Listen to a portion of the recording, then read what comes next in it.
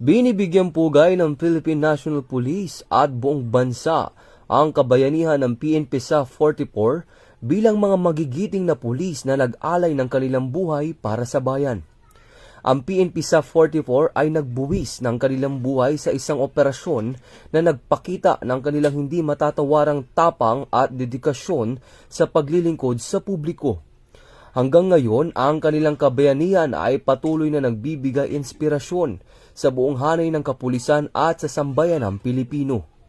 Ang kanilang dedikasyon ay nagpapaalala sa lahat na ang paglilingkod sa bayan ay may kasamang malaking responsibilidad at panganib. Ngunit sa kabila nito, ipinapakita ng mga tunay na bayani tulad ng PNP sa 44 na ang pagmamahal sa bayan ay walang kapantay. Sumasaludo ang Philippine National Police sa PNP sa 44 na walang kapantay ang dedikasyon na nagbuwis ng buhay sa pagmamahal sa inang bayan.